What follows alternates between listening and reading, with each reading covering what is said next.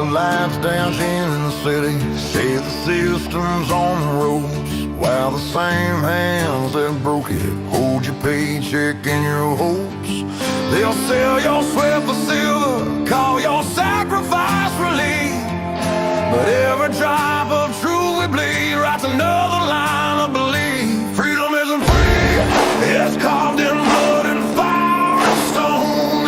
It's the price of standing tall when they tell you to kneel and go home.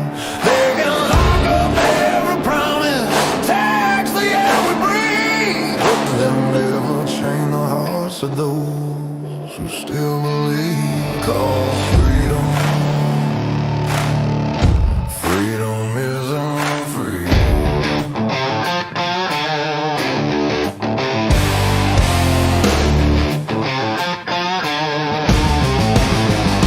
They preach peace from marble towers while they fence off your front yard. They wave a flag made out of rules and call obedience smart. They'll brand your voice as danger, they'll mock your faith as greed, but freedom don't need permission, it just needs men who bleed. Freedom isn't free, it's carved in blood and fire and stone. It's the price of standing tall when they tell you kneel and go home. They can lock up every promise, tax the air we breathe, but they'll never change the hearts of those who still believe. 'Cause freedom isn't free.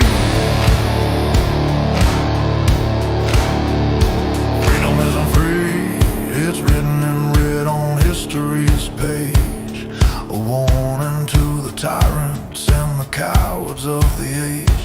They can bury us in silence, but the truth still screams.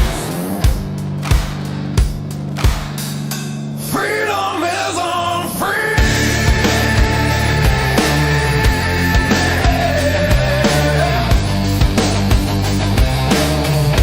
Freedom isn't free.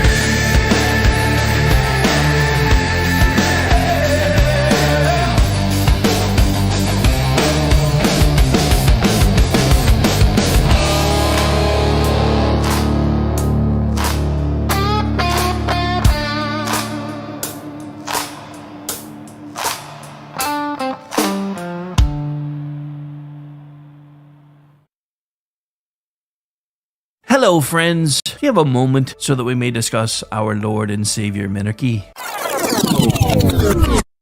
No, seriously, I'm just kidding. Hi, my name's Rick Robinson. I am the general manager of KLRNradio.com. We are probably the largest independent podcast network that you've never heard of. We have a little bit of everything, and by that, what I mean to tell you is we have news, pop culture, special events, conspiratainment, true crime, mental health shows, drama productions, and pretty much everything in between. So if you're looking for a new podcast home to grab a little bit of everything that you love all in one place, come check us out. You can find us on X under @KLRNradio. You can find us on our Rumble and our YouTube channels under the same names. You can also find us at KLRNradio.com and pretty much every podcast catcher known to man. So again, feel free to come check us out anytime you like at KLRNradio. Come gather round the footlights, lads, and hear the old boards groan. A tale of ink and iron will, of voices overblown. From mics and scripts to painted sails, we've traded shore for sea. The players will man the rigging soon.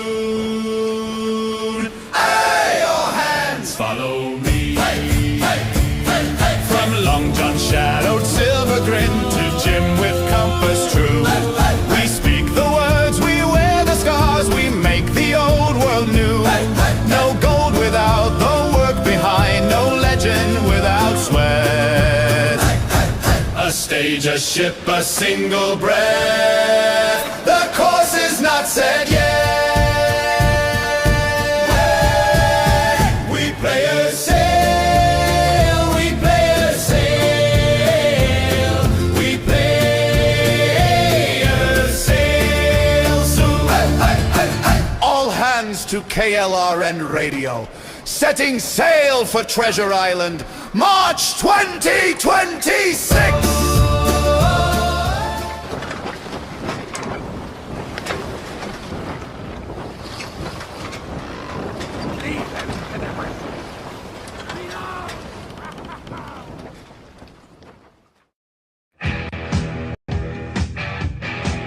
KLRN Radio has advertising rates available. We have rates to fit almost any budget. Contact us at advertising@klrnradio.com.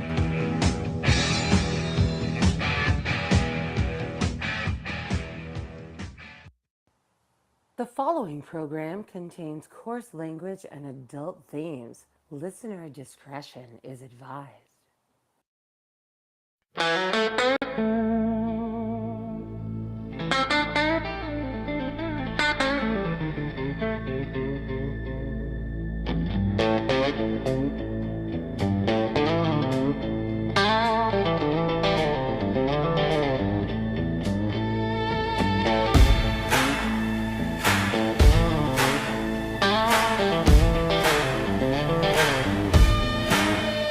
Alarm clock barking like it's got a vendetta. Coffee tastes like bad decisions I ain't made yet. Boss man talking about we got her, and that means me, brother. Afraid I got a terminal case of the I don't want us. Mind checked out, heart ain't in the building. All right, welcome into the program, ladies and gentlemen. It is Friday.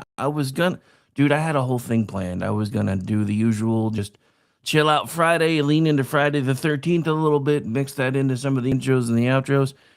And, Friday the 13th theme, those kind of things. Usually the fun things I try to do when I can, but today's not one of those days.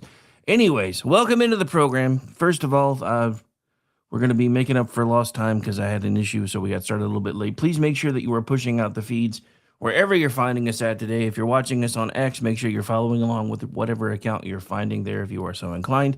If you're finding us on Rumble, Facebook, or YouTube, please make sure to either hit that follow button or whatever's available for you there. I think YouTube and Rumble both say subscribe.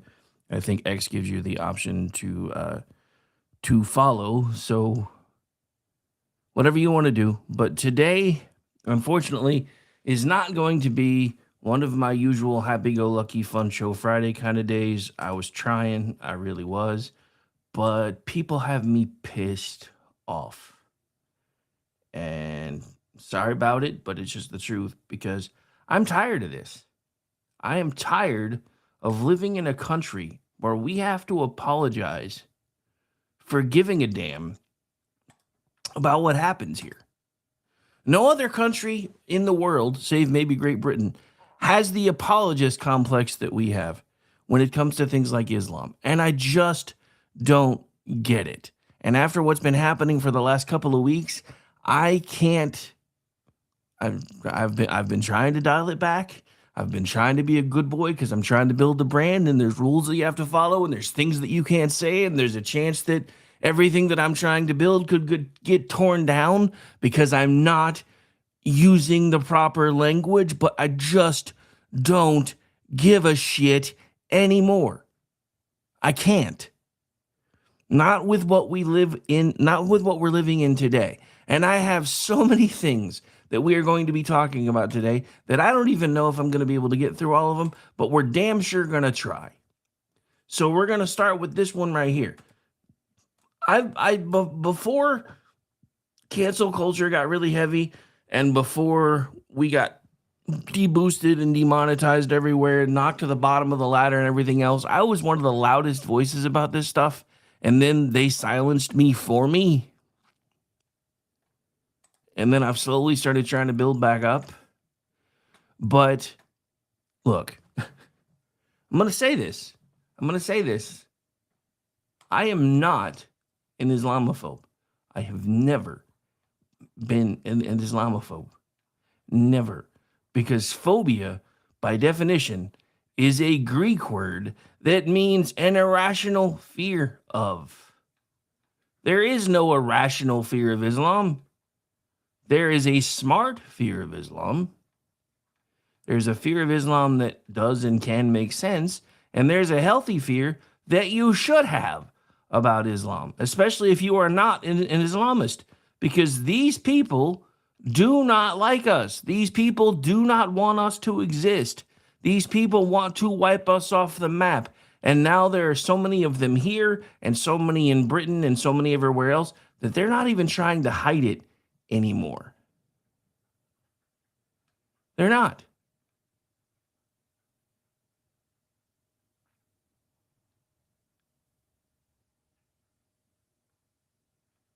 So yeah, there is another word. It's eulobeia, which is also Greek. And it is basically a healthy fear or a rational caution based in common sense. So I'm not Islamophobic, but I do have Islam eulobeia. That's really hard to say. And they're both Greek words. For some reason, phobia and phobic and all those things that came with it caught on in the English language. For some reason, this one didn't. Probably because, it's not as scary. But yeah, it means basically being prudent, having a reverent caution, or rational fear of real danger. So no, having a fear of Islam is not a phobia. It is common sense. And if you don't believe me, we're going to start letting you hear this from these people in their own words, because I don't know how else to do it. Message for the people of Gaza.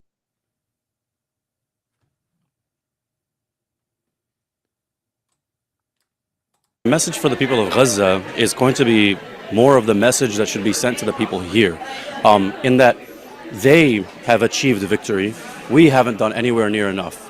And the people here, I promise you, we do feel ashamed. We do feel like we're not doing enough. We do feel like change needs to come, because change must come.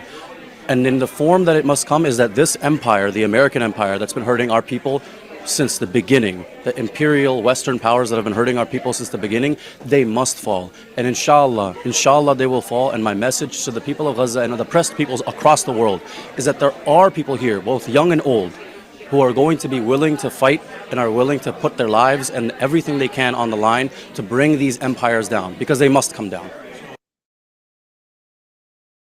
So there's clip number one. So I'm The message for the people of Gaza is going to be more of the message that should be sent to the people here, in that they have achieved victory. We haven't done anywhere near enough. And the people here, I promise you, we do feel ashamed. We do feel like we're not doing enough. We do feel like change needs to come, because change must come. And in the form that it must come is that this empire, the American empire that's been hurting our people since the beginning, the imperial Western powers that have been hurting our people since the beginning, they must fall. And inshallah they will fall. And my message to the people of Gaza and the oppressed peoples across the world is that there are people here, both young and old, who are going to be willing to fight and are willing to put their lives and... All right, so I'm not going to play it all the way through, but I'm going to leave it on the screen for a second because I want to point out a couple things. One, this chick, this one, yeah, she looks a little weirded out by this entire conversation. So I'm not quite sure she knew what was going to be happening here.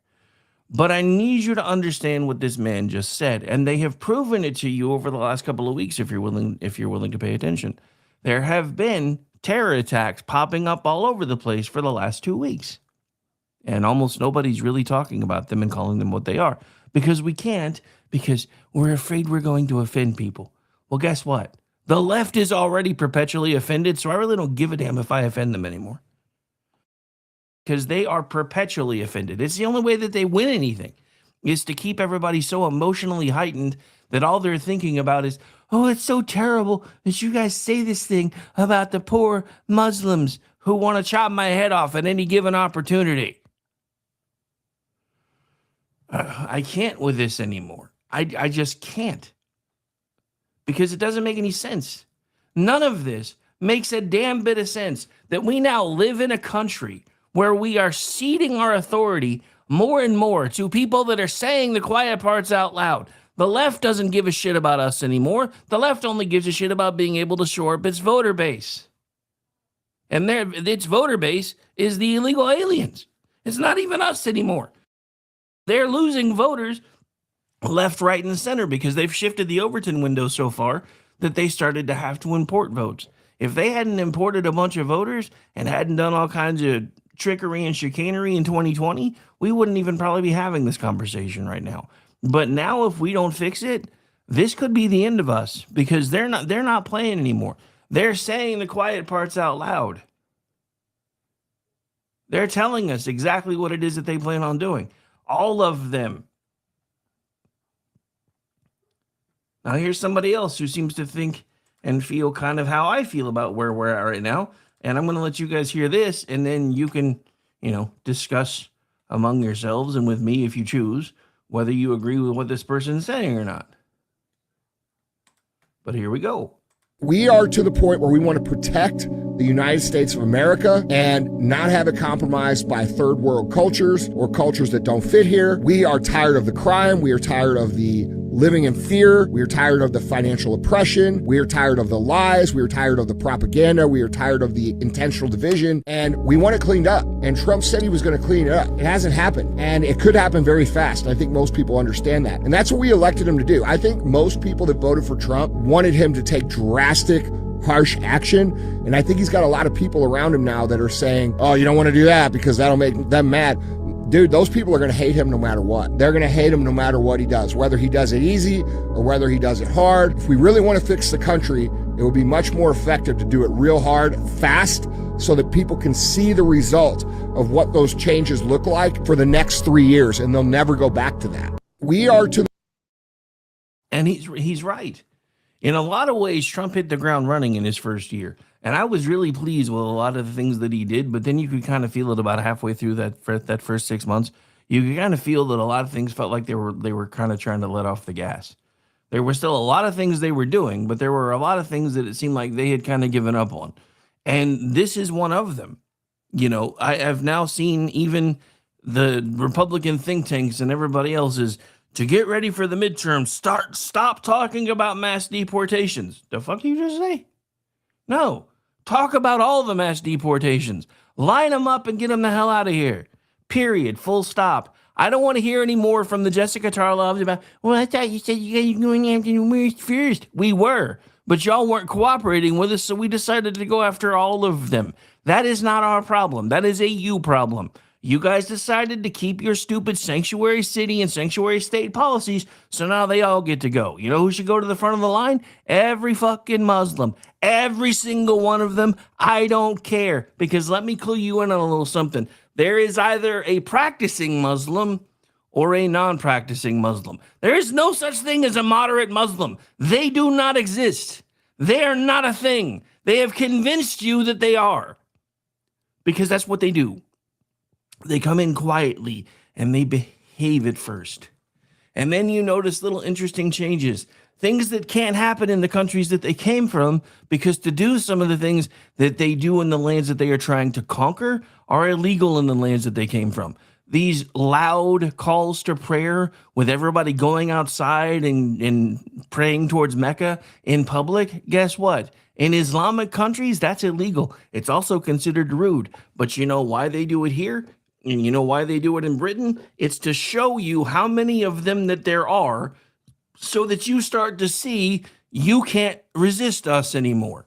You can pretend you can try, but there are getting to be the point where there's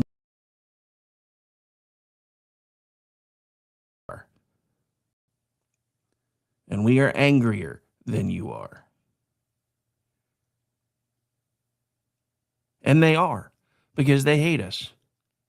They want us dead, and they stopped hiding it a long time ago. But we're not willing to hear it. We're not willing to see it. We're not willing to talk about it. And if you start trying to talk to a leftist about it, you know what they tell you? Oh, it doesn't matter. They don't really mean it. They had a hard life, so they're mad. They don't really mean these things. Yes, they do. And they always have. But we have this weird thing that we have developed in Western nations called suicidal empathy, and it is going to be the death of us. Quite literally. Quite literally going to be the death of us. Now, you want to know how much they hate everything about us? I saw a Muslim the other night, and I think I bookmarked it, but I don't remember for sure, who was complaining about... He was complaining about, I believe it was the flag of Great Britain, because he said it looked like a cross. And he doesn't want that. But here's another one. I'm not even going to introduce this one first. We're just going to watch it, and then you can see the look on his face and figure out what he's pissed off about here in just a second. Now, remember, these are the same people that want their loud-ass call to prayer everywhere.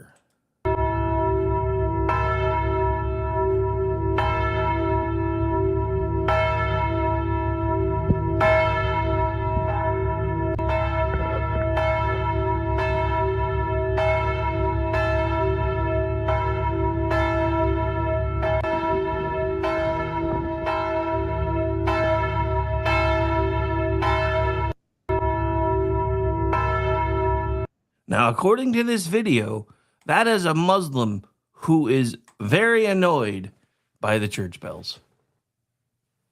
Very annoyed by the church bells. Because, again, they don't believe in coexistence. This weird thing that the left has come up with. Friendly reminder that I'm still dead. I don't even know who that is. Anyway. I think I'm being trolled in my chat, but I'm confused by the trolling.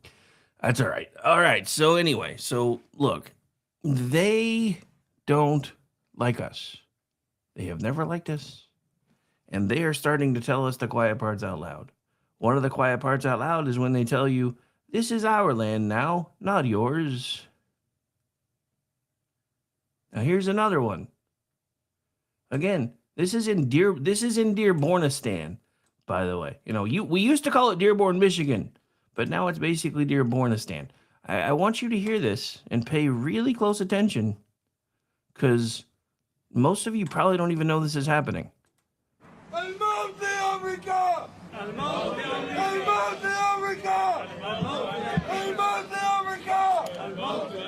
Not a great look. The mayor condemned it. The White House condemned it. But what about Congresswoman Rashida Tlaib? She reps Dearborn.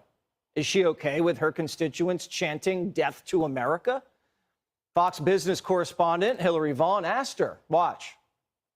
Congresswoman Tlaib. Fox News. I don't talk to Fox News. At a rally in your district, people were chanting death to America. Do you condemn? I do not talk to Fox News. But do you condemn chants of death to America? I don't talk to people that use racist tropes. Why can't you just say whether or not you condemn people chanting death to America? Why are you afraid to talk to Fox? Fox News is not listen, using racist tropes towards my community is what Fox News is about, and I don't talk to Fox News. Is death to America racist? Fox News. Is chanting death to America racist? I'm talking about your guys' racist tropes. You guys know exactly what you do. And I know you're Islamophobic, but you guys got to go deal with it on your own self. You're not going to use me. Again, none of us have an irrational fear of Islam. We have a very grounded, based fear of Islam. And it is a fear that makes sense. It is a fear that you don't need to be afraid of expressing, because these people want you dead. And they have proven it over and over and over again. But because we're afraid we're going to hurt everybody's feelings, God forbid we say anything about it. God forbid we tell people how we actually feel about something. God forbid that we have all of this going on. And you know the funny thing about this? This is from Amy Curtis, who'll be hanging out with us for the Weekend News Roundup later at 3. So all it took for Democrats to start the process to cave on DHS funding was a total of, count them, 4 terrorist attacks. Yes, I said 4. Terrorist attacks. Yes, that was a terrible count, but I'm not really in the mood to be funny today. So 2 days ago, Hawaii Senator Brian Schatz, a Democrat, said his party was serene amid the current government shutdown. That was despite TSA agents not getting paid and hours-long lines at airports that made travel hell for Americans. Speaking of which, it's about to be spring break here. which means in other parts of the country, it's going to be spring break next week. So, yeah, if this doesn't wrap up soon, there's going to be a lot of mad people. And I don't think Chucky Schumer's ready for it. So, Democrats did all that because they wanted to defund the Department of Homeland Security and abolish ICE so they can put illegal aliens, including violent criminals, ahead of the safety and security of Americans. And the irony here is both of the things that they're protesting against and trying to, bend to people's wills, them to people's wills about, those have already been funded.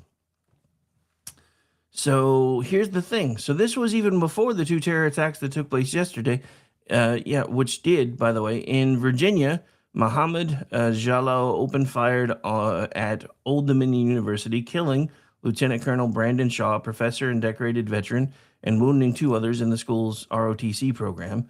Those ROTC cadets ended up subduing Jallow and ending his life, protecting one another. It turns out Jallow, a naturalized citizen from Sierra Leone, was arrested in 2017 and sentenced to 11 years in prison for providing support to the terror group ISIL. First of all, why the hell was he only sentenced to 11 years? Better question is, last I checked, 2017 to 2026 wasn't 11 years. So not only did he get a light-ass sentence for basically committing treason, he got let out early? Seriously? And what did he do with that time? So he was providing support to the terror group ISIL, now referred to as ISIS again, including traveling overseas several times to join them. Jallow was released in 2024 for some reason that we haven't been able to find out, and wasn't immediately denaturalized and deported, because we don't have a clean, easy way to do that. That is something that we need to fix. But I say we take it a step further. I'm not interested in denaturalization and deportation. These people, if they are materially aiding and abetting our enemies, that is treason. That is treason. There's another story that I'm going to be getting to here in a little bit that talks about the fact that a lot of Democrats are receiving donations from Iran. That is receiving material from an open and declared enemy of the United States that has been at war with us for 47 years, even if we refuse to see the fact that they were at war with us for 47 years. So I want to know why these people's assets haven't been frozen. I want to know why their shit hasn't been seized. And I want to know why they're not being brought up on charges. I'm done playing with these people. If we don't wake up, there won't be anything left to save. Because that's where we are. The worst thing about this whole thing, and I know everybody's talking about how the ROTC kids were heroes, and I completely agree with that, but I am tired of living in a world where we are putting children in these situations because we don't want to be mean. We don't want to hurt anybody's feelings. We don't want to upset anyone. You know what?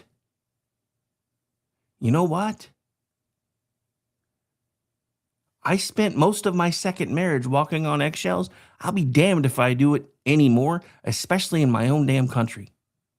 I am not walking on eggshells around these people. I am not giving up the things that I like to eat. I'm not giving up the things that I like to drink. And if they want to hang around with me, they're going to watch me eat them and drink them. And if they don't want to do that, then they don't have to hang around with me.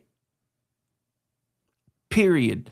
I am tired of people thinking that they can come into this country and they can change it to where they came from. That is not the point of this country. That is the antithesis of the reason this country was founded. We were trying to get away from bullshit like this.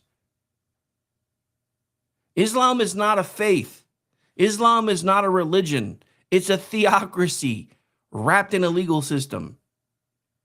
That's not a faith. And I'm tired of people trying to tell me that it is. So, hang on, I think there's a clip. Because she kind of walked some of her tough talk back in a press conference that I think happened today. And I think I have the clip, so hang on, I'm trying to find it.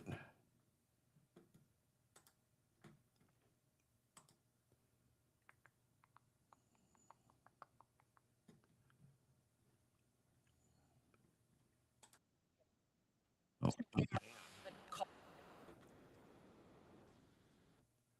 Sorry, my mouse is being a little extra special today for some reason. Or it could be the operator of the mouse. Hey, we have an Andrew sighting. I didn't notice you there, brother. Sorry, I'm not really paying that much attention to the chat right now because I'm trying to do a million different things. But thank you for hanging out with me this Friday, even though it's not going to be the usual kind of show. I can't do all the fun stuff today, not in the way that I normally do. So. Ton of DHS folks, CBP, and so they are on the call and they are doing their jobs. Certainly, we need to fund the Department of Homeland Security, and we need, in my view, to cut away all the conversation on ICE, which is its own conversation, from all the core missions of the Department of Homeland Security. But they're essential. They're on the job. They're working today. Guy, that seemed significant. Maybe a shift, stripping away the ICE conversation and funding the department. Well, ICE is already funded for the next 3 years, so that conversation should have been stripped away already. For her to say that certainly we need to fund Homeland Security, I agree, but I'm not the one who voted to keep it closed yesterday, which is what she did. There was a vote on this yesterday, which finished, by the way, after the attack in Michigan, in her state. She reacted on social media to that terrorist attack in her state before the vote ended.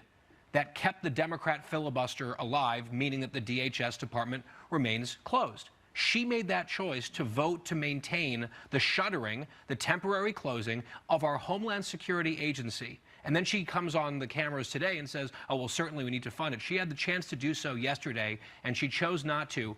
This was after, by the way, there were 47 Democrats in the Senate. 46 of them voted to maintain their filibuster to keep DHS closed. This is after 4 apparent jihadist attacks on the homeland in the last 2 weeks. 4 homeland attacks in 2 weeks, and nearly every single Democrat in the Senate voted to keep Homeland Security closed. It's astonishing. One of those.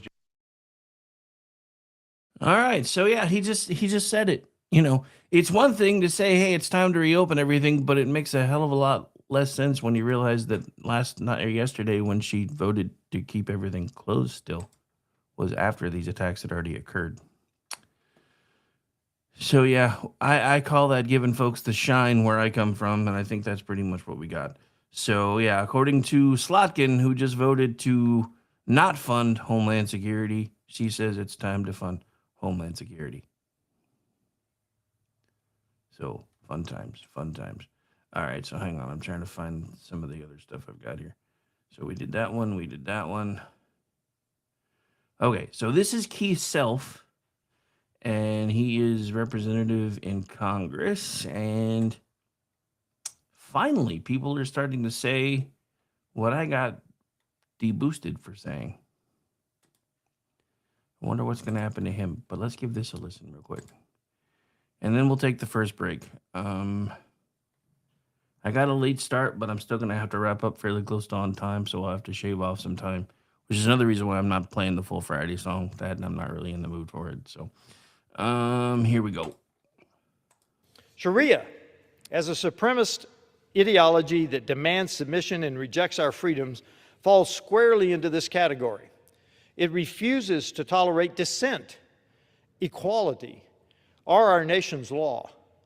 To preserve America's tolerance, liberty, and open society, we must firmly reject and refuse to accommodate Sharia. Unlimited tolerance for such intolerance would destroy the very foundations of our tolerant republic. Sharia includes clear, real-world practices that directly violate our Constitution. Sharia, as a supremacist ideology that demands submission and rejects our freedoms. All right, so for everybody who's about to say, that's not what it is, let me remind you what Islam means in English. It means submit. So yes, that's exactly what it is. Sharia law is a legal system.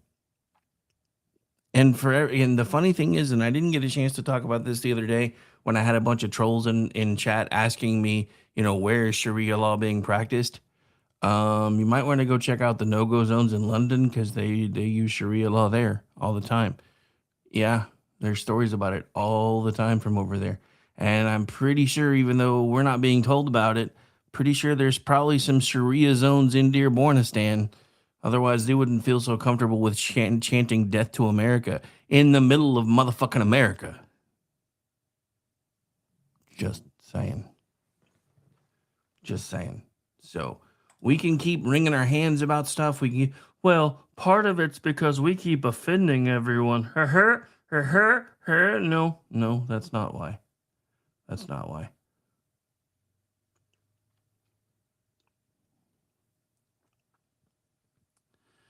All right, so let's take the break. When we come back, I do have one fun story because we're right around 6 years from the anniversary of Joe Biden really stepping in it, and almost nobody talks about that.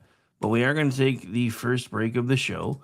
The first break is 2 and 4, our first responders. Andrew's like, but I'm only here for the military one. Yeah, I know. Now that you said that, I'm going to see how long I can make you wait. Anyway, so Friday we do, I usually do musical breaks in the middle other than ads because people used to complain about all the ads that we were playing. So especially for the folks that listen on the audio versions later that have ads automatically dropped in too. So we started writing our own music, and we have the KLR Radio House Band. This was, I think, the second or third track that we sent out and is available pretty much everywhere. This is Always Standing in the Gap, and it is a salute to all of the first responders, everybody from dispatch, fire, paramedics, police, and everything in between, if there's anything that hasn't been mentioned, because they help keep us safe here. And unfortunately, we haven't made their jobs any easier by letting Joe Biden fling the borders wide open and just let everybody in. We're going to get into that probably a little bit in hour 2 as well. We'll be right back. Stay tuned.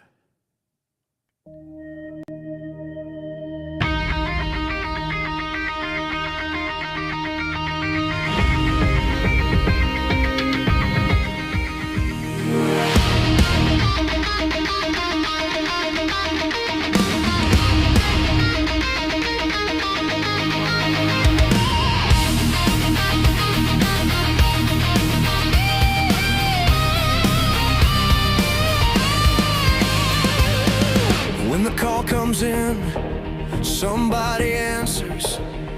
Day or night, they're already moving. Calm voices, fast hands, doing the work while the rest of the world freezes. From a headset to a truck, from a badge to a door, they don't stop to count the cost. They step in when it matters. It's not about being seen, it's about being there.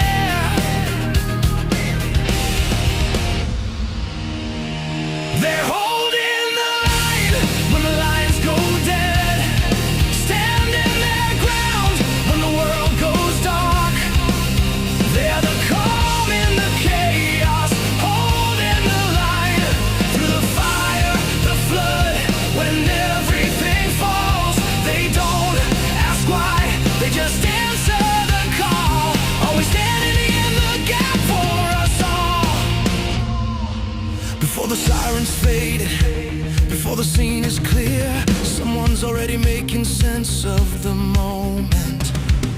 Keeping people alive, keeping things from getting worse. Some run toward danger, some stay behind and hold it together.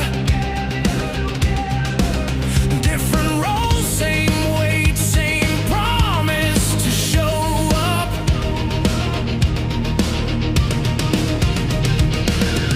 When everything's on the line, they're already there.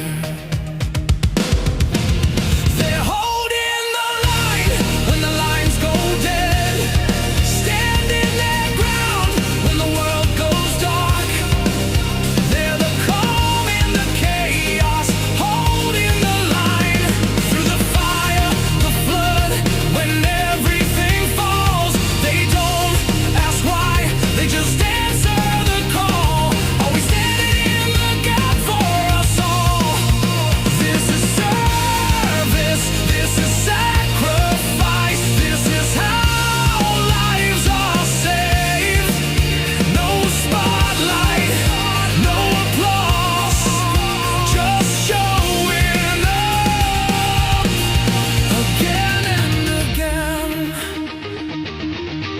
They're holding the line when the world goes dark.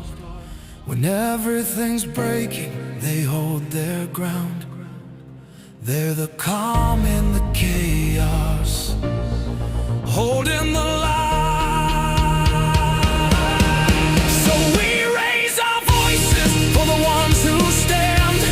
Every voice, every badge, every helping hand. They don't ask why, they just answer the call. Always standing in the gap for us all.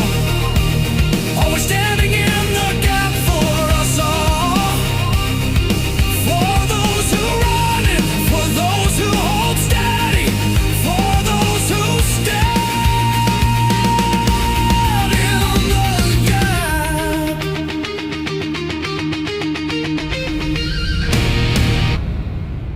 All right, and there you have it. Always standing in the gap. One of, I believe, the second or third release from the KLR Radio House Band, available on all your favorite streaming music platforms, and slowly starting to transition video formats over into YouTube too.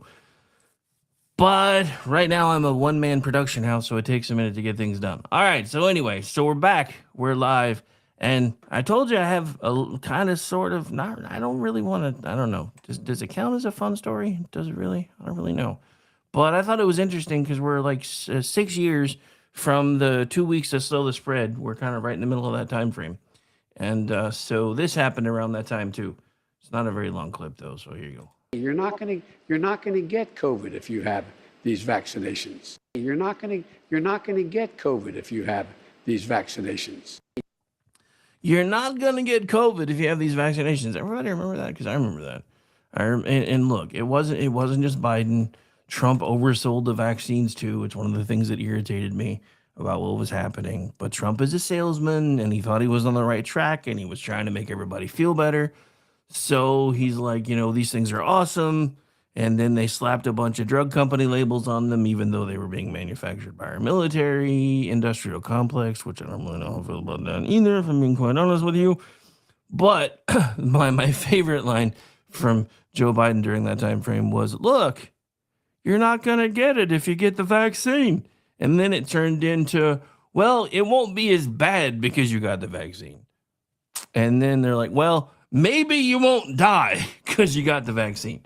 When in reality, there was like $30 worth of preventive crap that you could have taken for like 30 days or so and probably come out the other side of it just fine. But the irony of this situation came much later, because remember, in March of 2020 and around that time, all we kept hearing is trust the science, trust the science, trust the science. And 3, 4, 5 months later is when all of a sudden Facebook was adding pregnant man emojis. What was that about trusting science again? I'm confused. What we're supposed to trust what now? But suddenly there's a pregnant man emoji on my phone.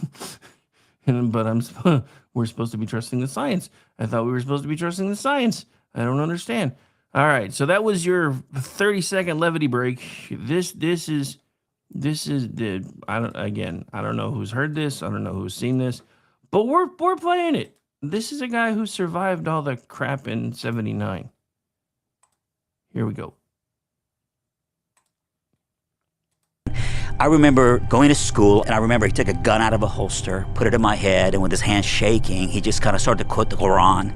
And he said that he's been sent to make an example of us. So obviously, I'm Persian, I'm Iranian, and I'm an American citizen by paperwork, but I was born in Iran. And in 1979, when the Ayatollah Khomeini and his religious zealots took over the nation of Iran, my dad was high-ranked in the military. I went to a military school in our army base. About a week and a half, 2 weeks into the revolution, they called us out behind the school for an assembly. We get out in this field, and a soldier was standing in front of the whole school, took out a piece of paper, said the name of 3 students, mine being the first one, and asked us to make our way to the front. The government had been overthrown, the Ayatollah Khomeini had taken over, and they were using terror. They were using fear. the greatest weapon of a terrorist, like to instill fear in the life of people so they won't rise up against you. And I made my way to the front, and I remember he took a gun out of a holster, put it in my head, and with his hand shaking, he just kind of started to quote the Quran.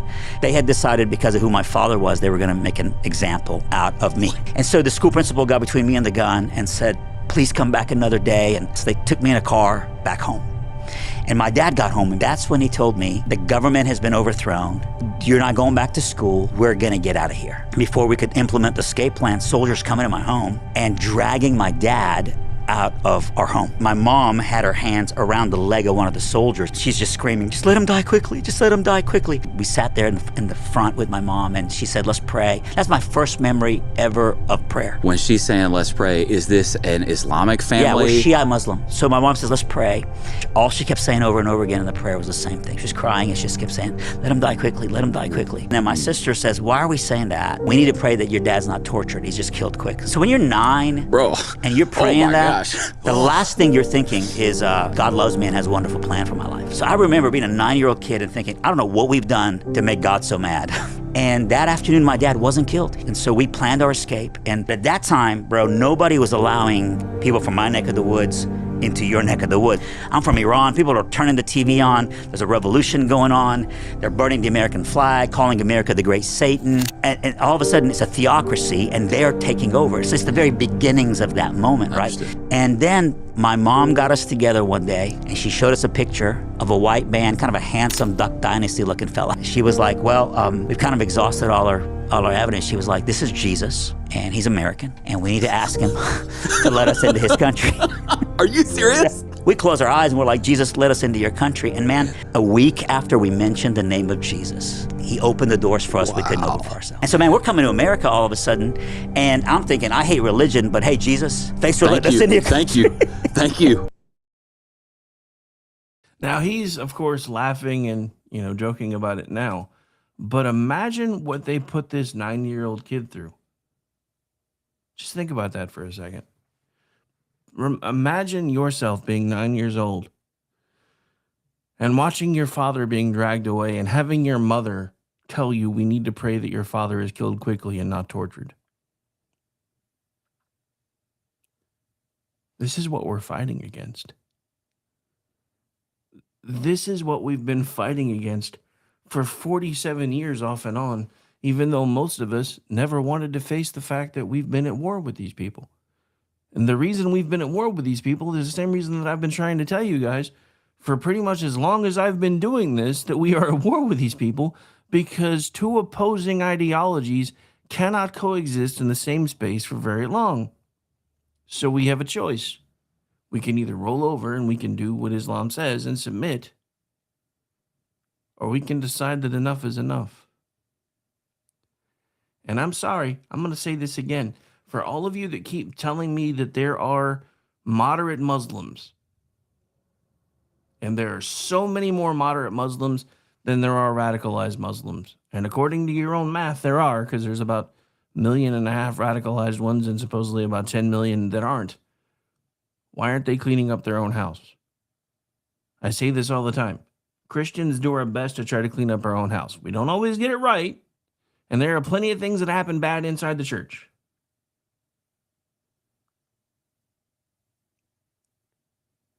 There are plenty of bad things that happen inside the church. But one of the biggest groups that was pretty prevalent in the early to mid 2000s, or 2000, 2010-ish, 2015-ish, Westboro Baptist Church. You know who you don't hear about anymore? Westboro Baptist Church. Because we took them to the woodshed. So, if there are moderate Muslims, please come get your drunk ones. They're in our country and we don't want them here anymore. Please and thank you. And yes, it's a joke. I know Muslims don't drink. But I don't really care about their delicate sensibilities anymore either. Because I just don't. So here's another little interesting tidbit as we get through some of these clips. Because this is something else. Seems like nobody wants to talk about. And that's this right here.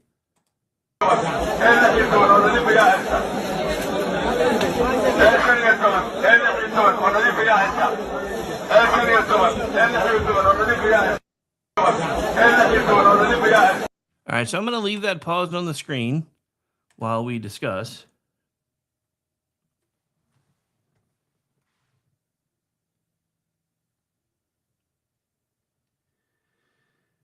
Okay. All right. So I know I have one of those "it's all the Jews' fault" people in my chat.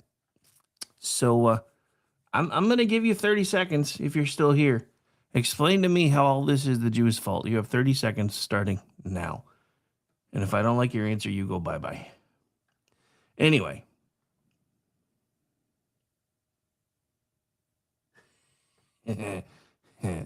All right. So, yeah. So wait, what exactly is the disruption? You're talking about the slave markets that we're about to be talking about, that I'm about to embiggen on the screen here so everybody says it.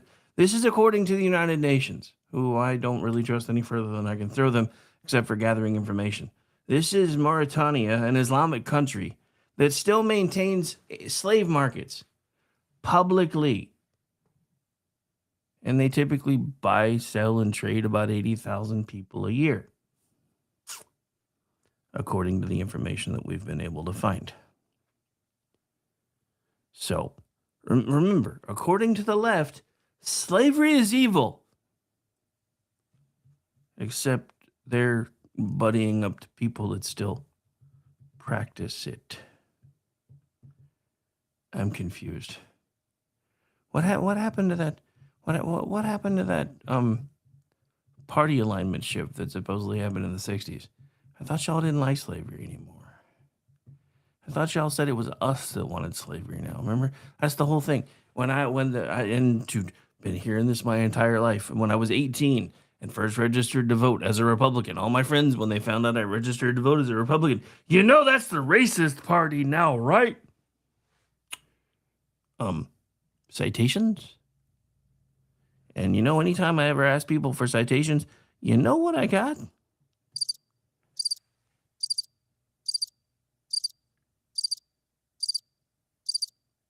Bunch of that. Because they don't know how to answer the question. They just know how to repeat what they've been told. That the Republicans are the bad party. Guess what? I'm not even a registered Republican anymore because I don't like either of the parties. Both of the parties are basically the same thing. The only thing that's really different is the speed with which they want to get us to their final destination. The disruptor, the one who came in and actually started trying to fix things, was Donald Trump, and that's why neither side likes him. Yes, one side puts up with him because he's got their letter behind his name, but they don't like him. Most of them don't work with him. Most of them don't want him fixing the things that are actually broken. And I said this last night on BZ's show. If the government actually tried to fix what was broken, we wouldn't need them anymore. And it really is just that simple. All right, so we're going to take the break. That gives me a chance to look at the chat and see if the smooth-brained Jew haters come up with anything cognizant to say or not. So this break will, in fact, be the military tribute, though, so Andrew will be happy. We'll be right back. Top of the hour on the other side. Stay tuned.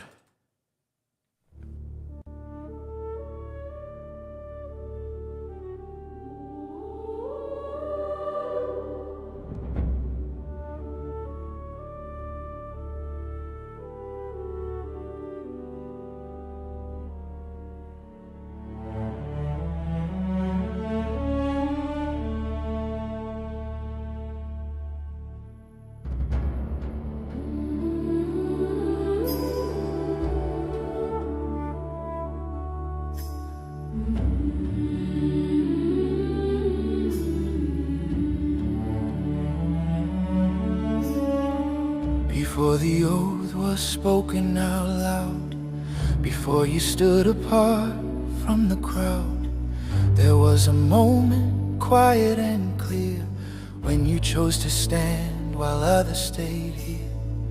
You raised your hand with a steady resolve, knowing some nights don't end when the mission's done. Not for glory, not for the pay, but for something worth more than walking away. Only hold the line. They carried the weight where the roads ran long, through dust and heat when the days went on, holding ground mile after mile, doing the work that rarely drew a smile. They stood their post when relief ran late, shoulders squared under the pull of fate. Not chasing headlines, not asking why, just staying put when others pass by.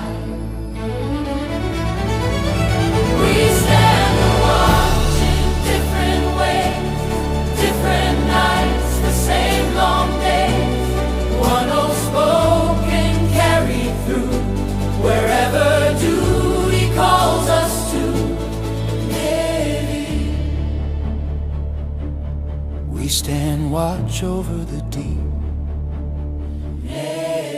They kept their watch where the water turns, miles from shore with no quick way back, measuring time by the rise and the fall, answering duty's unrelenting call. Through silent hours and endless seas, they stood their post in the cold night breeze, guarding the lanes the world depends on, so others slept and the light stayed on.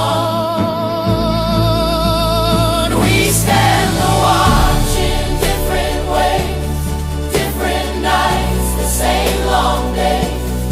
One old spoken carried through, wherever duty calls us to. Simplify, Marine. We go where we're sent. We go where we're sent. They moved as one when the moment came, side by side through fire and rain. First to step where the ground was thin, not for the odds but for the ones beside them. Trust was earned in the hard way through, every promise carried by the few. No turning back once the line was crossed. They stood shoulder to shoulder as brothers, never counting the cost. We stand the watch in different ways, different nights, the same long days. One old spoken carried through, wherever duty calls us to. Air Force, the sky is our domain. Air Force, the sky is our domain.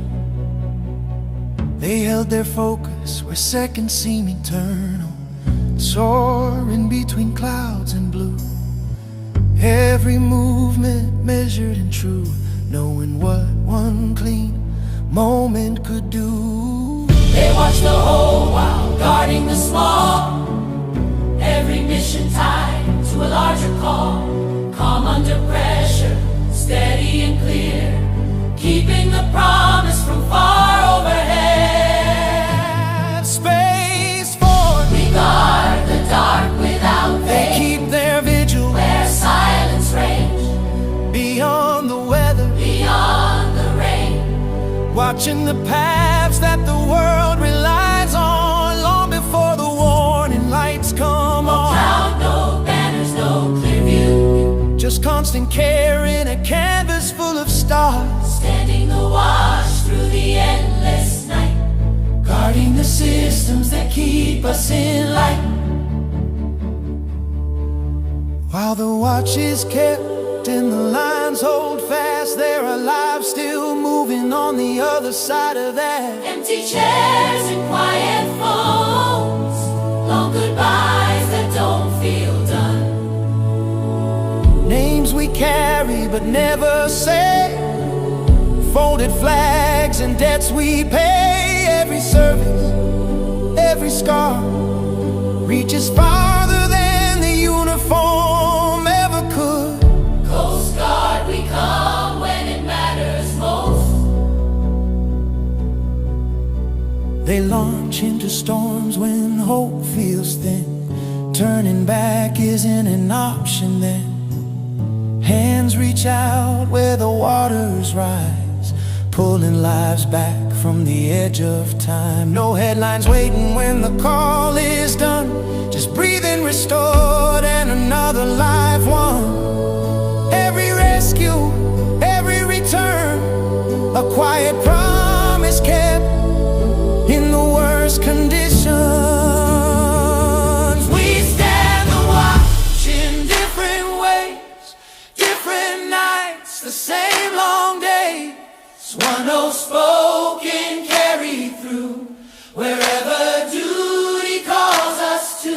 For the ones who raised the right hand high, swore the oath and didn't ask us why. For the nights you stood where freedom cost, we remember, we honor, we won't forget the loss. From the ground to the sea, to the open sky, to the guardians above where the silent stars fly. Every branch, every badge, every battle scar, because you stood, we live free. Oh, each know we stand here freely because others stood before us. We accept the weight of what was given and the cost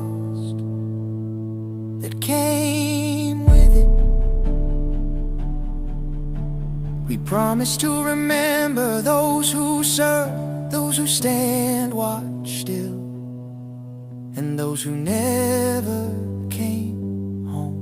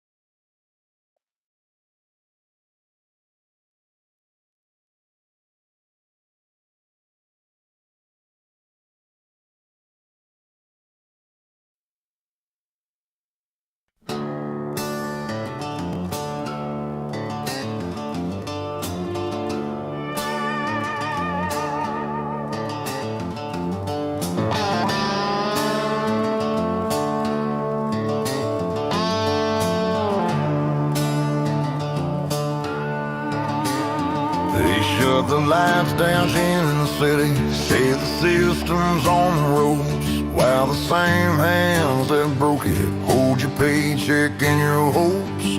They'll sell your sweat for silver, call your sacrifice relief, but every drop of truth we bleed writes another line of belief. Freedom isn't free, it's carved in blood and fire and stone.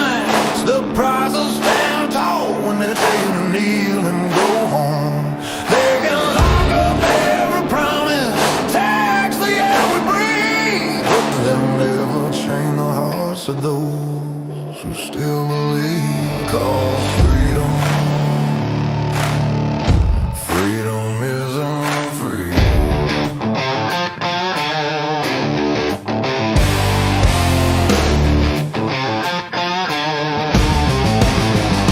They preach peace from marble towers while they fence off your front yard. They wave a flag made out of rules and call obedience smart. They'll brand your voice as danger, they'll mock your faith as greed, but freedom don't need permission. Freedom isn't free, it's carved in blood and fire and stone. It's the price of standing tall when they tell you kneel and go home. They can lock up every promise, tax the air we breathe, but they'll never change the hearts of those who still believe. 'Cause freedom isn't free.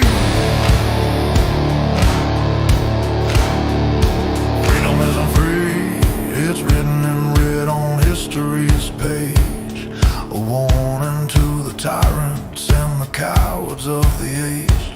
They can bury us in silence, but the truth still screams. Freedom isn't free.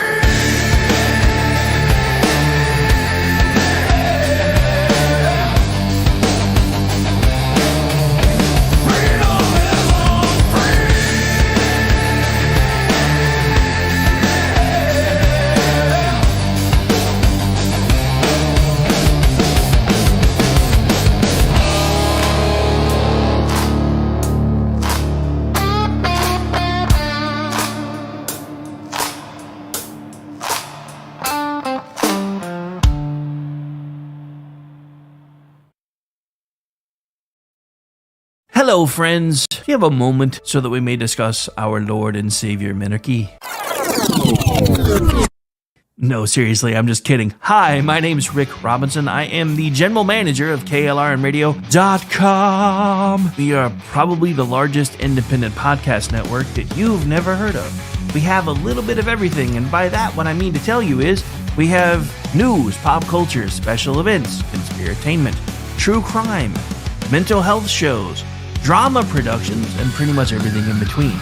So if you're looking for a new podcast home to grab a little bit of everything that you love all in one place, come check us out. You can find us on X under @KLRNradio. You can find us on our Rumble and our YouTube channels under the same names. You can also find us at KLRNradio.com and pretty much every podcast catcher known to man. So again, feel free to come check us out anytime you like at KLR. Come gather round the footlights, lads, and hear the old boards groan. A tale of ink and iron will, of voices overblown. From mics and scripts to painted sails, we've traded shore for sea. The players will man the rigging soon. Aye, all hands, follow me. From Long John shadowed silver grin to Jim with compass true, we speak the words, we wear the scars, we make the old world new. No gold without the work behind, no legend without sweat. A stage, a ship, a single breath, the course is not set yet. We players sail, we players sail, we players sail soon. All hands to KLRN Radio. setting sail for Treasure Island, March 2026.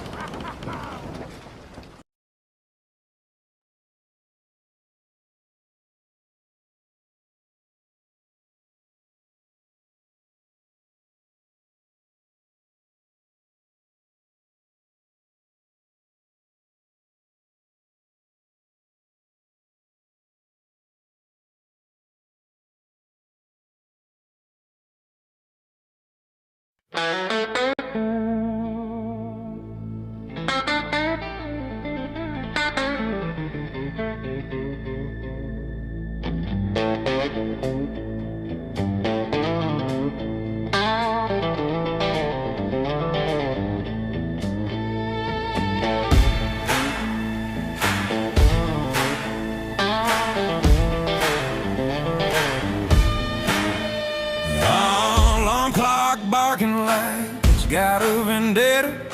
Coffee tastes like bad decisions I ain't made yet. Boss man talking about we got her, and that means me, brother. Afraid I got a terminal case of the I don't want us. Mind checked out, heart ain't in the building. That second hand's crawling like it hates my guts. The man treating rich like it's a sin. Even God took a beat. So, suck it. Thank God it's Friday, punching out loud. Hands in the air, middle finger to 9 to 5.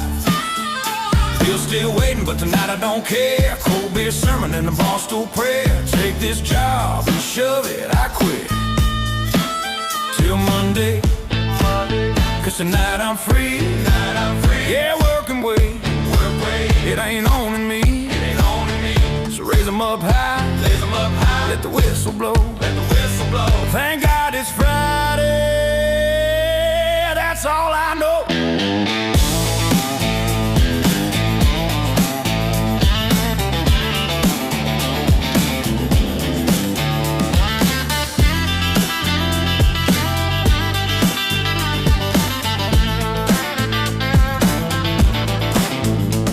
HR in the break room sounding like a preacher, talking about culture smiles and being team players. Clipboard dreams on the fluorescent light, selling hours of my life just to make it to Friday night. Got dirt on my jeans, and grease on my hands, clock more overtime than quality plans. But when that bell rings, it's a holy sound. Feel like chains hit the floor when it echoes around. I ain't lazy, I just work my fill. If rest is a sin, guess I always will. Thank God it's Friday, punching out live. Hands in the air, middle finger to 9 to 5. Bill still waiting, but tonight I don't care. Cold beer sermon and a bar stool prayer. Take this job and shove it, I quit. Till Monday. 'Cause tonight I'm free. Yeah, work and wait. It ain't on me. So raise 'em up high. Let the whistle blow. Thank God it's Friday. That's all I know. Boss can have Monday. But Friday night's mine, I ain't giving it away. I earned this beer, I earned this pay, earned every sip I'm about to take. Thank God it's Friday, punching out alive. Hands in the air, middle finger to 9 to 5. Bill still waiting, but tonight I don't care. Cold beer sermon and a bar stool prayer. Take this job and shove it, I quit. Till Monday, 'cause tonight I'm free. Yeah, work and wait. It ain't owning me. So raise 'em up high. Let the whistle blow. Thank God it's Friday.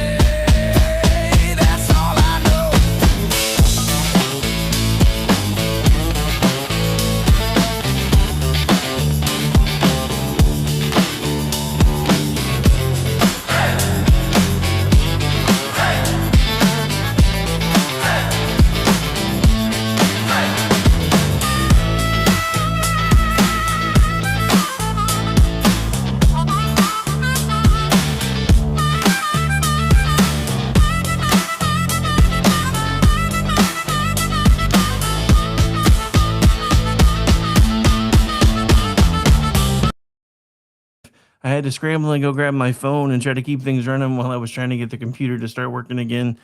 And then it was working for a second, and then it quit again. So if I sound out of breath, that's because I used to chase bad guys for a living.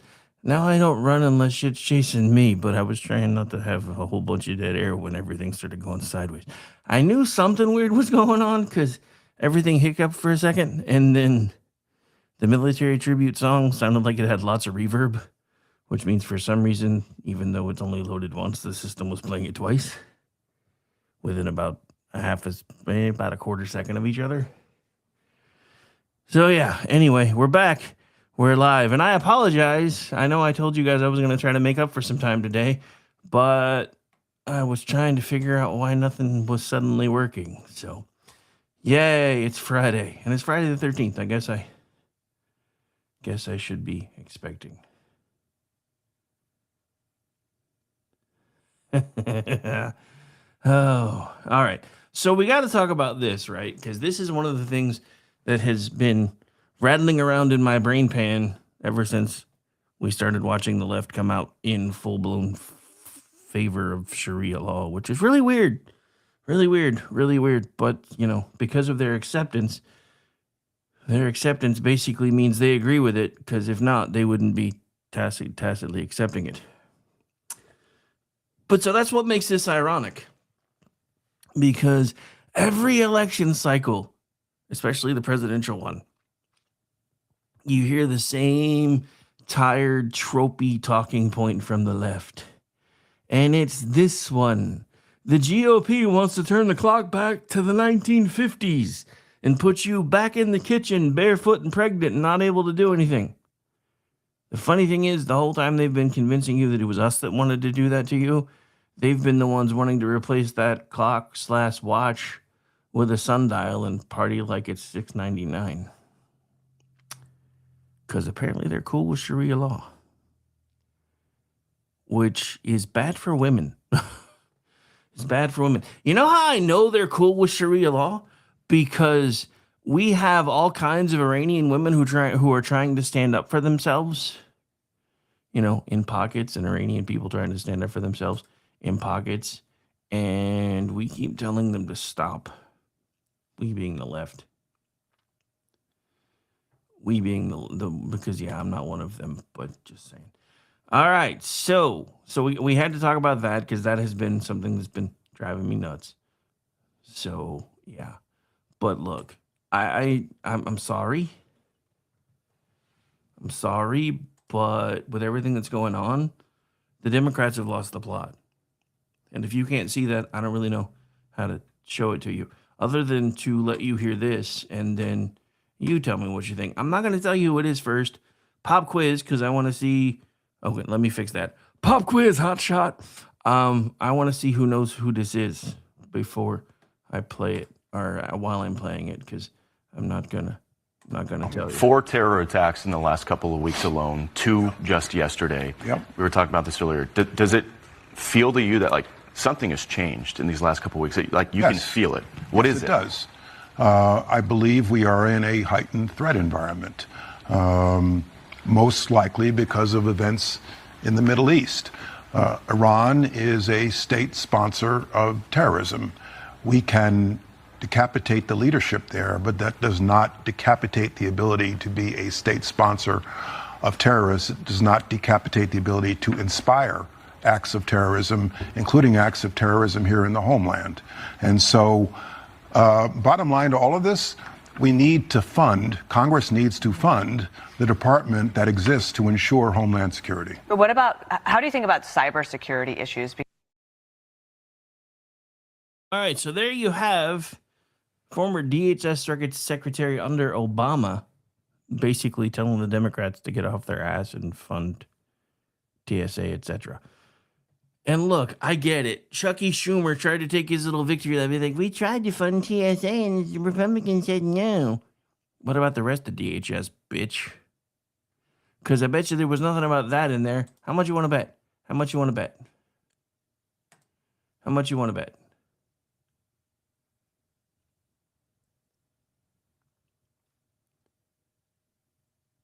Okay, so we got to talk about this.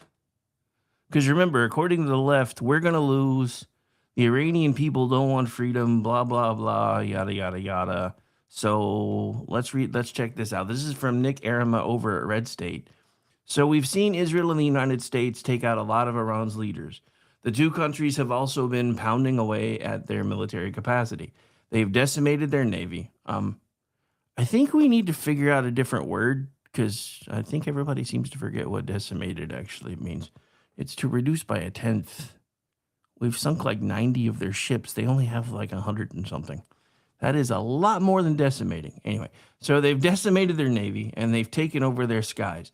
Never before has a modern, capable military, which Iran used to have, been so quickly destroyed and made combat ineffective. And that was a direct quote from Secretary of War Pete Hegseth. So, on one level, they've already largely succeeded in taking down the military. But how do you help the people along the way in rising up and overthrowing their oppressors? There's a new report that shows the Iranian people may have figured out a brilliant answer to that question with the help of Israel. Israel has been relying in part on target information sent by none other than ordinary Iranians for strikes carried out during the current war with Iran. The Wall Street Journal reported on Thursday. The report said this was the case on Wednesday night when an Israeli Hermes UAV struck Baziz checkpoints in Tehran, citing a senior Israeli security official. The official said Iranians on the ground have been transmitting information in Persian through Israeli social media accounts. According to the report, the information is first verified and vetted by Israeli authorities, and action is taken only after it is found to be accurate. All right, so let's watch some of this at work, just because I do try to have a little bit more fun on Fridays, even when everything's trying to go sideways. Anyway, here we go. I don't think there's any sound, but there should be a boom in a second. See, look, big by the boom.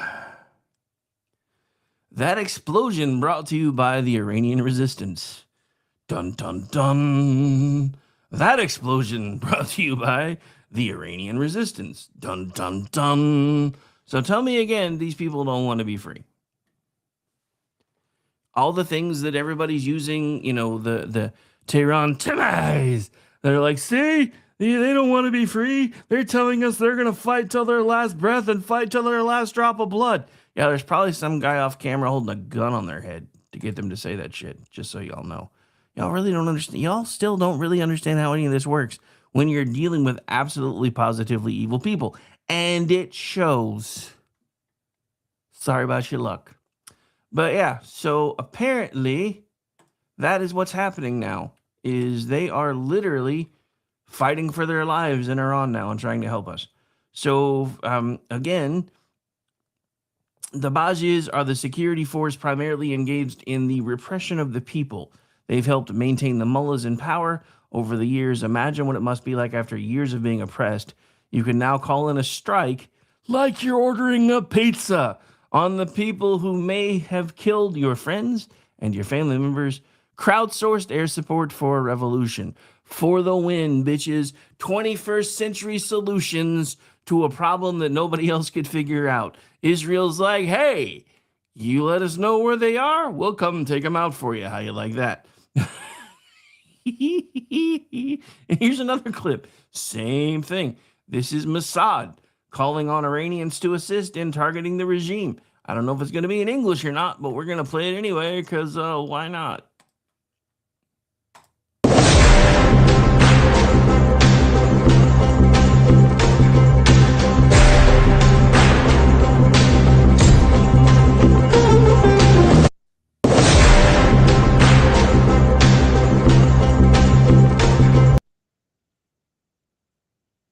And apparently it was not. So here's the thing. So this is a brilliant move. Not only does it take the oppressors out, it encourages the resistance on the ground, and it also has to have the Bazish cowering now a lot like their leadership was. It's likely to result in even more defections from the ranks. Now, of course, you do have to check to make sure the identification of the checkpoint is correct, which is what the Israelis are doing. But it's pretty easy to identify a Bazish checkpoint versus other kinds of traffic. One would think anyway. So another bit of quick kind of fun thing. So it was brought to my attention, sadly, yesterday, I believe, that the cardboard cutout picture where they were swearing in the new Ayatollah, the cardboard Ayatollah. Apparently, they didn't actually swear in a cardboard Ayatollah, but they did swear in a rather ominous funeral-looking like picture of the new apparent Ayatollah. So they basically they went from swearing in corrugated paper to just actual paper, and they still swore in paper. Every report that we can find, which are varying, is either dude is hospitalized, likely hit missing at least one of his legs, and possibly in a coma, or recuperating somewhere in a particular hospital, which is interesting because if dude is in a coma, that means somebody's being his mouthpiece, which is interesting when you think about it. At least a little bit, anyway. All right, so we got what, about 20-ish minutes left. Yes, free Persia from Islam. Exactly. And can we go back to calling it Persia again? Persia sounds so much cooler. I'm just saying. That should be, whenever they decide on a government, especially if they land on a democracy, that should be their new slogan. Make Iran Persia again. Yes, this needs to happen. Yes. Anyway, all right, so let's see what other news updates we can get into in the last few minutes. And don't forget, there'll be about an hour break, and then I'll be back for the weekend news roundup, usually with at least Brad Slager and Amy Curtis. I don't know if I'll have anybody from SHR today, because I think Sean is doing day gig stuff, and BZ was up late last night, so I don't really know. But either way, we should have at least somebody besides me hanging out. So, So, you remember that whole globalize the empanada thing? Yes, I said it wrong on purpose. Apparently, the people in the Netherlands, authorities there, are investigating a synagogue fire. This is, again, Amy Curtis. Just put it out within the last few minutes while I was dealing with my technical stuff. This is what Islamists and their leftist allies meant when they say globalize the intifada, or as I say it, globalize the empanada, because I still think they heard it wrong. The destruction of Jewish and eventually Christian houses of worship, culture, and society, wherever any of these things exist, in peace and harmony. The push for extending the spirit of Palestinian resistance worldwide, which includes killing people at music festivals, the systemic rape and murder of women and children, and acts of terrorism labeled as resistance. In the Netherlands, authorities are investigating a fire at a synagogue, which is yet another example of the spread of the empanada. Police investigate overnight fire attack on Netherlands synagogue. According to Dutch police, they've opened an investigation into an arson attack at a synagogue in Rotterdam on Friday. In the latest incident of suspected anti-Semitic violence since the start of the U.S.-Israeli war on Iran, no one was injured as a result of the fire, which was put out. No arrests have been made, according to the city's police. But around 3:40 a.m., a fire was started at a synagogue. Rotterdam police said in a post on X, the fire burned for a short time before extinguishing. The police added, calling for any witnesses to come forward with evidence. Another synagogue, 124 miles away in neighboring Belgium, was hit by an explosion on Monday, and what authorities said was yet another anti-Semitic attack. This is absolutely appalling and should be universally condemned. But there are some that seem to like this.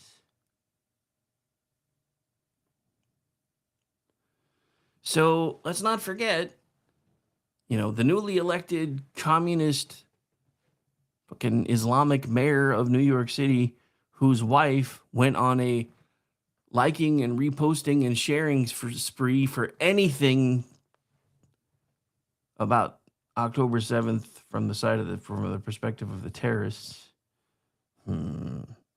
Yeah.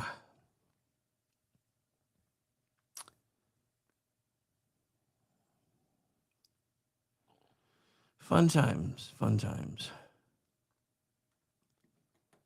So yeah, they're, like I said, we have imported our own doom if we don't do something about it. Now, before anybody says anything, I'm not trying to incite anybody to do anything. I'm just saying, there's something, we got to figure something out. And hopefully it can be the government that figures it out, because I don't want to hear any more shit from the Republican think tanks about how we need to stop talking about mass deportations. No, we don't. We need all the mass deportations, and we need them 5 minutes ago. Can we get on that? Can we make it happen? So, yeah. All right. So, dude, there's so much to talk about, and unfortunately, a lot of my show today was chewed up with technical issues, and I apologize about that. So we got to talk about this real quick on the way out the door, and I'm sure we'll get into more stuff on the Weekend News Roundup here in about an hour. So under a controversial 2020 law that Newsom signed, California convicts over the age of 50 who have served 20 years in prison are now eligible for parole. This includes, and we've talked about this guy before, vile criminals like David Allen Funston, a serial child rapist. Why always let out the child rapists? Almost like they got a little something like, hey, can you give me the hookup? Just saying, it just seems a little weird. So a serial child rapist who was convicted in 1999 on a total of 16 counts of kidnapping and child molestation involving multiple young children, including a 5-year-old immigrant girl whom Funston dumped 50 miles from her home. Now, another pedophile, see, told you, Gregory Lee Volkslang, is set to leave prison thanks to Newsom's law that we were just discussing. Volkslang molested several children in the 90s in the Sacramento area before being convicted of dozens of felony counts. He was sentenced to a total of 355 years in prison for his horrific crimes. The governor's office has referred this case to the full parole board for final review on March 18th. The California Board of Parole Hearings is at it again. The Sacramento County Sheriff's Office wrote in a Facebook post about this particular decision. They have granted early release via the elderly parole program to sexually violent predator, Gregory Volkslang, who molested more than 5 children in Citrus Heights and was sentenced to over 300 years in prison for his crimes. And he is headed to a neighborhood near you. So, look, I got to be very careful about how I say this, because we are trying to grow the YouTube a bit. And YouTube is still really, really picky. But I'm going to say this. When they've been sentenced to what would amount to, average lifespan, 70 years. So almost 5 consecutive life sentences. I think there's a more effective way to deal with that. I think there's a more effective way to deal with that, and there's no take-backs on that one either. So it can't be, well, they're older now, and no, we've already dealt with them. They're where they belong. Isn't that what we do in America? We find everybody where they belong. I think I can think of a really good place that people that molest children belong. And it starts with an H.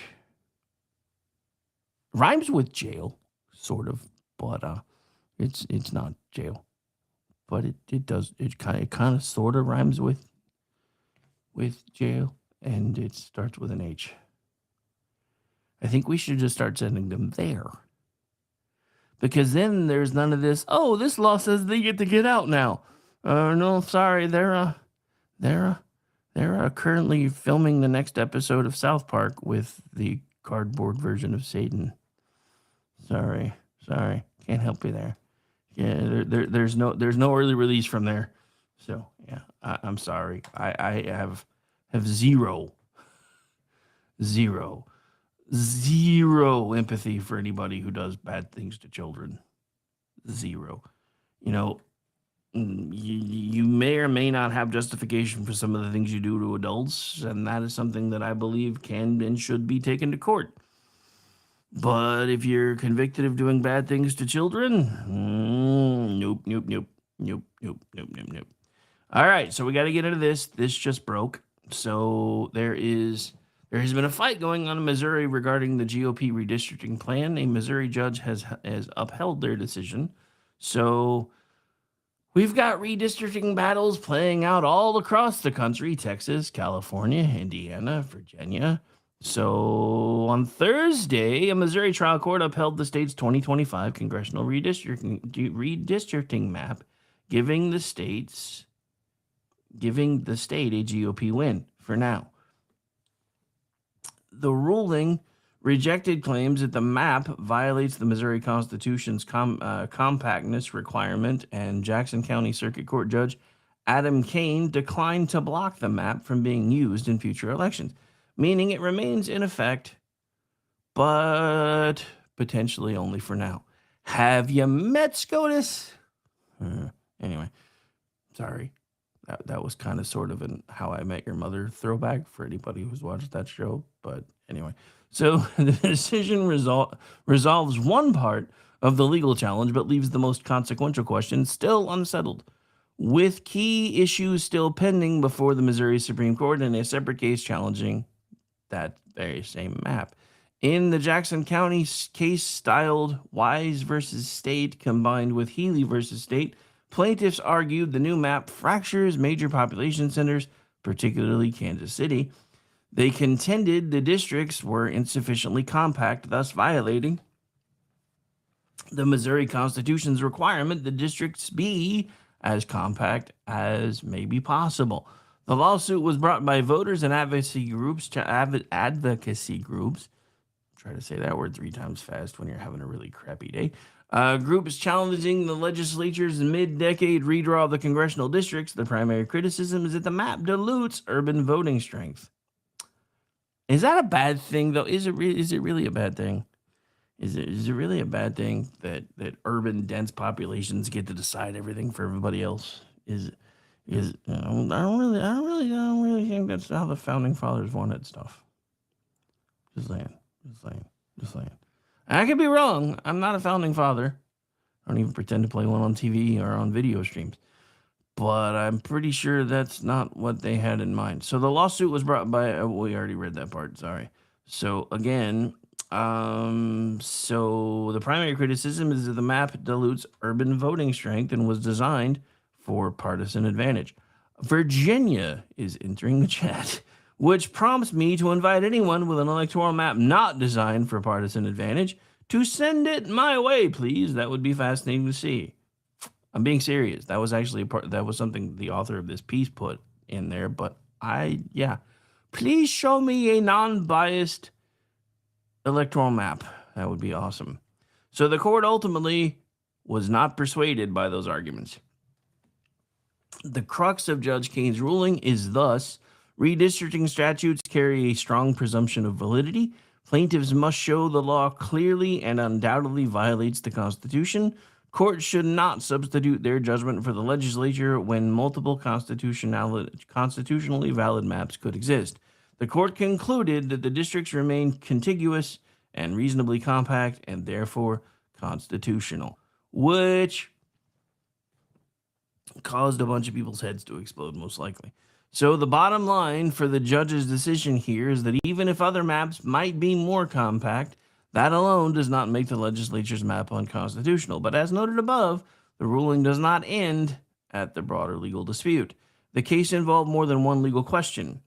Judge Kane addressed the compactness challenge, but another major issue remains unresolved as of now, namely whether the Missouri legislature had the authority to redraw congressional districts mid-decade in the first place. That question is already before the Missouri Supreme Court in a separate proceeding, and the court heard oral arguments on it on Tuesday. Pardon me. If the High Court rules that the mid-decade redistricting is impermissible, the map could still be invalidated, regardless of the Jackson County ruling on compactness. So for now, the Missouri 2025 map remains in effect. There is much weeping and gnashing of teeth from the left in Missouri, but will it remain? Only time will tell. So the map remains in effect, and filing for the August primaries began on February 24th and continues through March 31st. Unless a higher court intervenes in the interim, Missouri will likely conduct its upcoming elections using the new districts. It's hard to know how quickly the Missouri Supreme Court will issue its ruling on the matter, but let's just say it's best not to count those chickens just yet, no matter which side of the argument you happen to be on. All right, so let's see what other trouble we can get into real quick. Oh, I forgot about this. So I saw this come out yesterday, and I meant to put it to the top of my stuff. But then I got really, really mad about all the people that are like, please stop being mean to the Muslims in this country because not all of them are bad. Then they need to fucking prove it. Sorry. Well, I'm sorry. I am normally one of those innocent until proven guilty kind of things. But when it comes to terrorism, I follow UCMJ rules. You're guilty till you prove to me that you ain't. I don't know. I don't know another way to put it. But yeah. So remember how what is it? HHS Secretary Kennedy, Robert F. Kennedy Jr. basically said, "Hey, we're taking a lot of the junk food off of food stamps. Can't get candies and cakes and all that stuff anymore," which I know it would be a pain in the butt, but I think they really should limit it to where you're only allowed to get one of certain things a month. Like that way for people that are like super broke and want to get a birthday cake, they still can. But hey, I'm a fat kid, so I'm never opposed to cake. Maybe if I ate less cake, it wouldn't be so bad. But anyway, so being on public assistance shouldn't be convenient or comfortable, and it also shouldn't be unlimited. And I happen to agree with that. I think because when I was on food stamps, way back in the day when I had to use them, it was still when they were actual stamps. And I remember having to go into the grocery store with the booklets with the little blue paper over the top that had all the stuff that looked exactly like Monopoly money, and have to go in and count out and it was something that I didn't want to have to deal with, and I figured out how to get off that crap as quickly as possible because I didn't like it. It was embarrassing. But now it's just a swipe it kind of thing. And I think that has removed a lot of the stigma. And I'm sorry, sometimes stigma is a good thing. Sometimes stigma can be a motivation when nothing else can be.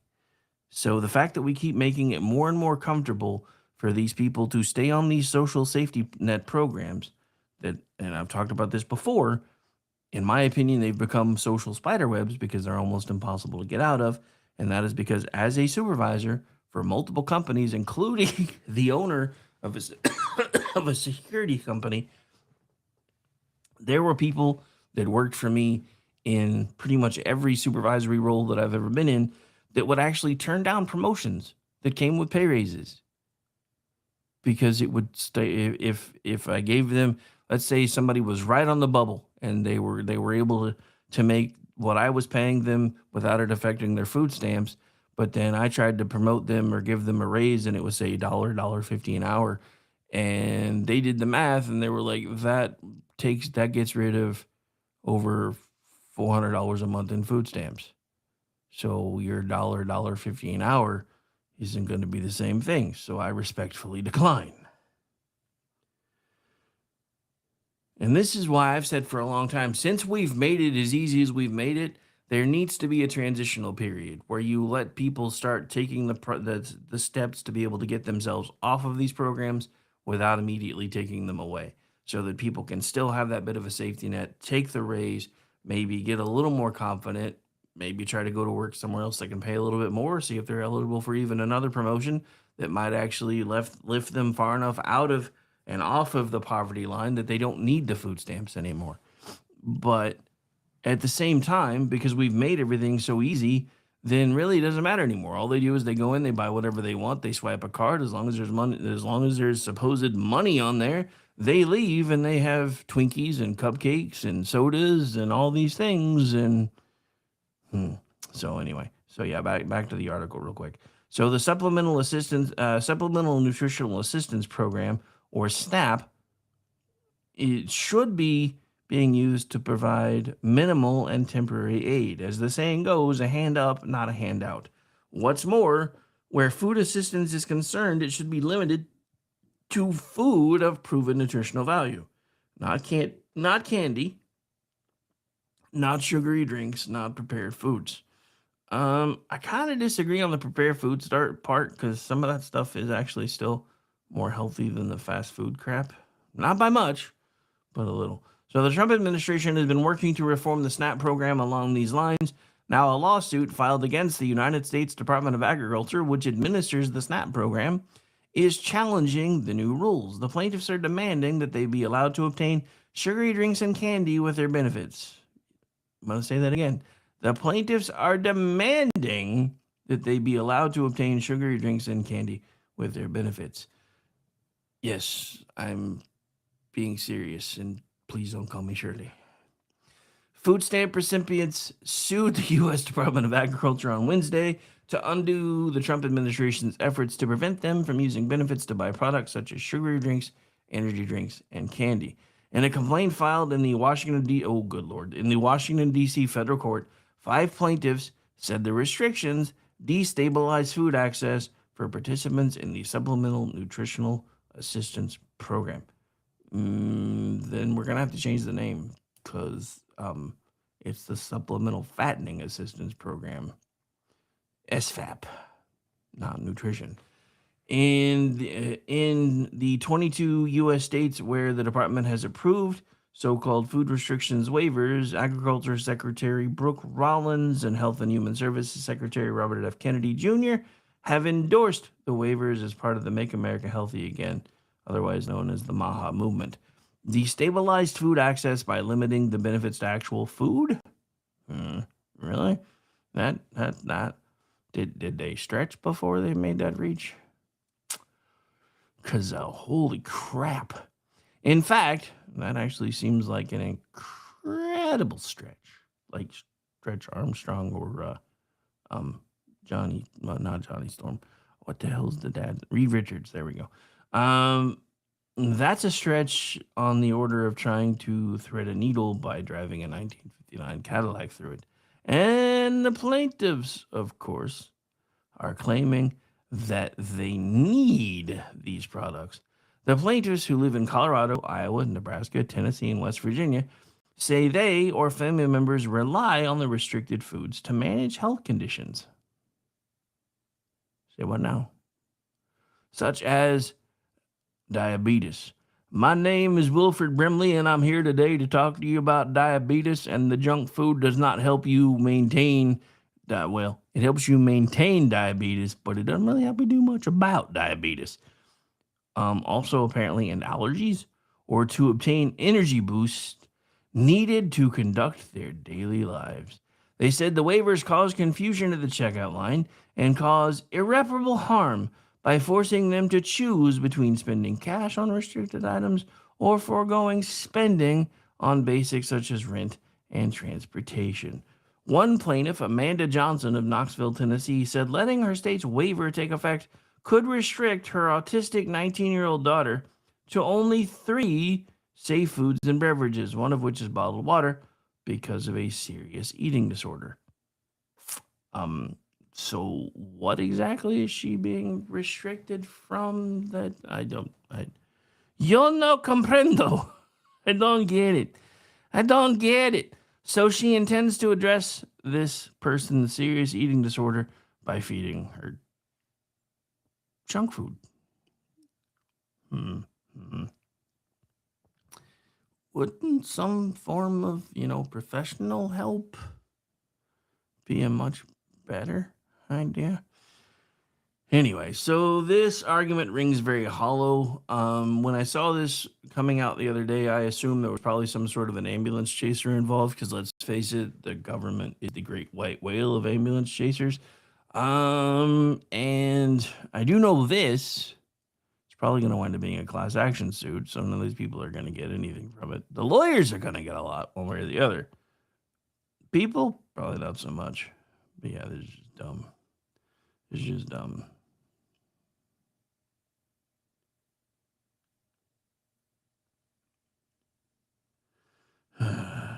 All right. I know it was a weird show. It was discombobulated. Everything was a mess. Hey, we got a wait. What? Are you playing hooky today, sir? I just saw the buffoon of the week dude in my chat. You playing hooky today, sir? Anyway. All right. Well, believe it or not, ladies and gentlemen, we have reached the end of our time together, as much as it pains me to say so. But I'll be back in about an hour because I'm insane. So Wednesday and Friday are the days that everybody just looks at me like I'm nuts. Because Wednesday I do this show from 12 to 2 Eastern, and then I'm usually back by 7, either in front of the mic or pushing buttons for somebody else, and then doing that off and on from 7 until about midnight or so. And then Friday, we do this one at noon. We do the Weekend News Roundup at 3, and then I do He Said, She Said at 8:30 because I'm insane. But if you are so inclined, make sure you do come back and join us for all those things.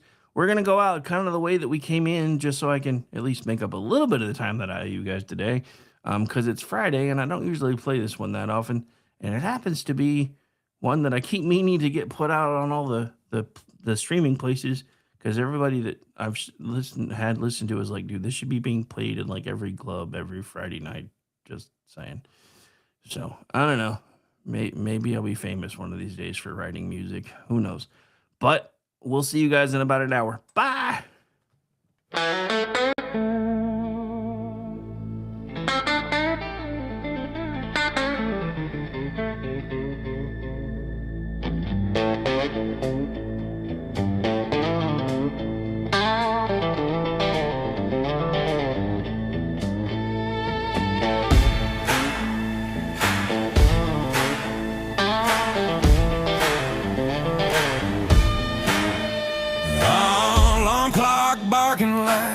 Got a vendetta. Coffee tastes like bad decisions I ain't made yet. Boss man talking about we got her, and that means me, brother. Afraid I got a terminal case of the I don't want us. Mind checked out, heart ain't in the building. That second hand's crawling like it hates my guts. The man treating rich like it's a sin, even God took a beat. So, suck it. Thank God it's Friday, punching out loud. Hands in the air, middle finger to 9 to 5. Bill's still waiting, but tonight I don't care. Cold beer sermon and a barstool prayer. Take this job and shove it, I quit. Till Monday. Cause tonight I'm free. Yeah, work and wait. It ain't owning me. So raise them up high. Let the whistle blow. Thank God it's Friday. That's all I know.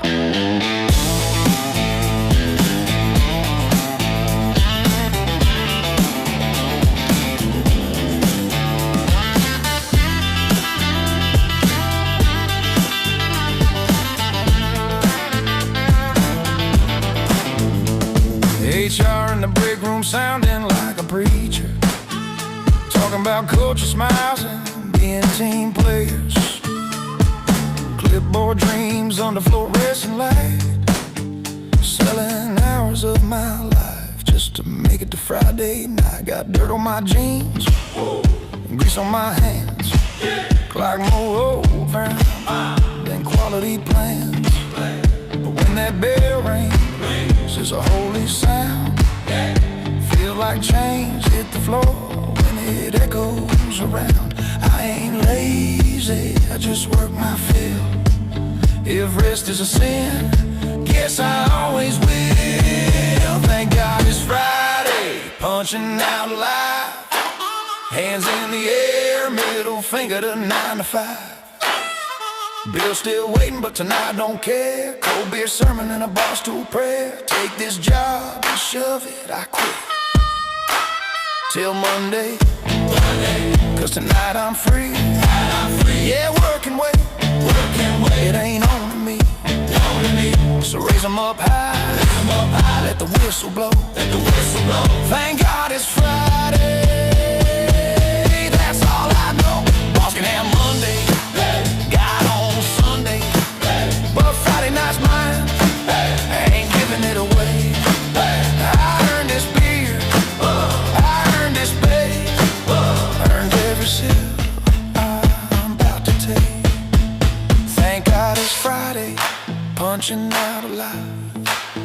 Hands in the air, middle finger to 9 to 5. Bill still waiting, but tonight I don't care. Cold beer sermon and a bar stool prayer. Take this job and shove it, I quit. Till Monday, cause tonight I'm free. Yeah, work and wait, it ain't on to me. So raise 'em up high, let the whistle blow.